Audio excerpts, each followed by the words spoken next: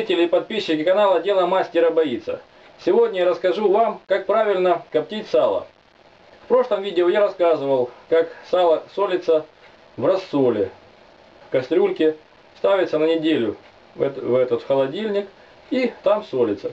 Через неделю мы достаем сало, проводим его осушение. Для этого можно взять сухое полотенце или бумагу, хорошо его вымокнуть, затем одеть на крючки, выполненные из нержавеющей проволоки, прокалывая через кожицу, и вывешивается на веревку.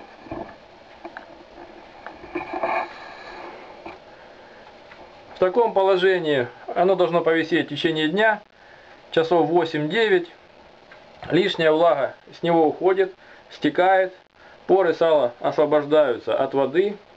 И в дальнейшем при копчении оно будет больше впитывать дыма, сало будет более желтым, красивым, ароматным и мягеньким. Некоторые сразу после вынимания засола солят его. Я считаю, это неправильно, потому что после такого копчения в мокром виде оно получается слабо копченым, мокрым и почти вареным, а не копченым. Копчение у нас будет проводиться в коптилке. Она горячего копчения у нас. Она заводского изготовления. Поэтому в прошлом видео я рассказывал, как коптится индейка. Сегодня здесь будет коптиться сало. Для начала вынимаем все из коптилки. Под поддон насыпаем опилки, примерно 2 сантиметра по всему диаметру, по всему периметру коптилки. Опилки я применяю с фруктовых деревьев. Здесь они из яблони, мелко измельченная, немножко увлажненная, что дает хороший аромат. Нельзя применять опилки из хвойных пород деревьев, а также из ореха, потому что может быть привкус йода, который дает неприятный вкус, немножко может быть горьковато. Ложим затем поддон для стекания жира. На поддоне есть специальные ножки, которыми он опирается на опилки и дно коптилки. Затем ложится первая решетка на специальные ручки поддона. И на эту решетку улаживается сало. Я обычно ложу большие куски на нижний уровень, меньше на верхний. Ложить нужно кожей вниз, для того, чтобы в дальнейшем меньше жира стекало в поддон и сало было более мягким. Шкурка, когда находится снизу, она лучше пропекается. И даже если вы покупали сало с твердой шкуркой, то после такого копчения шкурка будет мягкая и аппетитная. Укладываем поочередно каждый кусок, снимая его с крючка, на котором оно проветривалось, слегка подвяливалось. Некоторые любят сало, чтобы было немножечко мокрое. Некоторым нравится, чтобы оно было полностью сухое. Здесь нужно экспериментировать, и все у вас получится.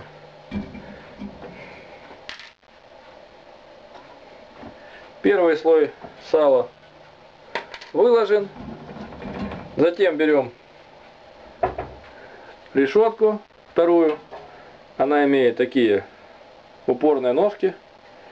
И ложим на первый слой. Ложить можно ножками прямо на кусочки сала, если у нас коптилка забитая до упора. Если есть свободное место, то ножками можно упереть в нижнюю решетку. Ошибки не будет, все получится хорошо. И также улаживаем второй слой сала. на решетку.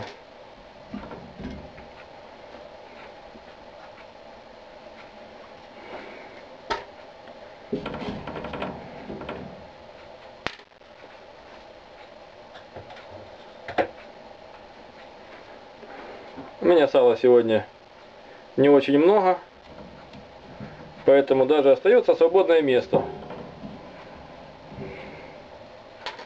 После того, как сало вложено, накрываем коптилку крышкой. На крышке есть специальное отверстие. И приступим к работе. Вот такая крышка. Накрываем.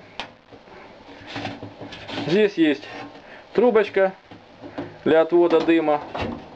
Если дым не будет отводиться, то сало будет иметь, как и любой продукт, горьковатый привкус. За счет того, что дым скапливается здесь в избыточном количестве и начинает немножечко горчить конечный продукт. Значит, крышкой мы закрыли. Теперь берем воду около стакана и наливаем в канавку, которая обеспечивает изоляцию внутренней поверхности коптилки от внешнего воздуха. В квартире не будет вонять. После того, как мы залили сюда воду, включаем печь на маленький газ. Сейчас сразу можно на большой газ. И в течение 5 минут ждем появления дыма из трубочки отводящей. Я для отвода дыма использую окно, которое находится рядом. Ставлю его на проветривание и вывожу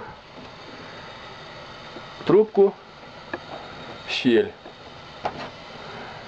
Если у вас нет рядом окна, то для копчения применяется также обычная печка, а для отвода дыма можно применять вытяжку,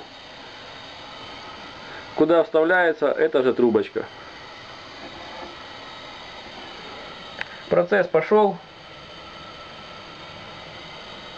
Через 5 минут я сделаю газ почти до минимума.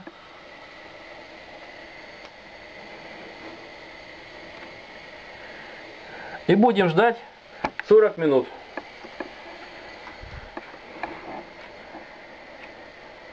Через 40 минут я отключаю газ и оставляю, не открывая крышки, сало до полного остывания коптильни.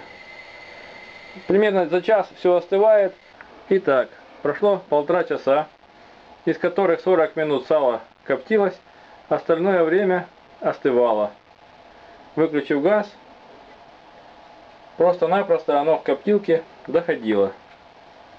Дым впитывался в сало, и оно остывало. Шлангочка выведена у нас на улицу. Дым уже выветрился. Посмотрим, что получилось. Открываем коптилку. Смотрим.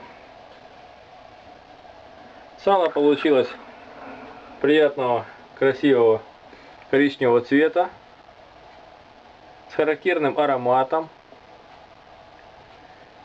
горячего копчения. Шкурка стала мягче и совсем поменялся его вкус, в отличие от того, что было. Вот и посмотрели, как можно легко и просто сделать сало домашнего горячего копчения в коптилке заводского производства. Своими руками, все просто и сердито, без дополнительных усилий. Вы такое в магазине не купите. Оно домашнее, ароматное, вкусное, мягкое. После того, как мы его покоптили, поставим в холодильник на пару часов для полного остывания. Заворачиваем в пакетики. А после этого ложим в морозилку, и оно будет храниться до года. Потихонечку достаем, размораживаем и кушаем. Если вам понравилось, ставьте лайки, Подписывайтесь на наш канал, будьте с нами. Канал Дело мастера Бориса. До свидания.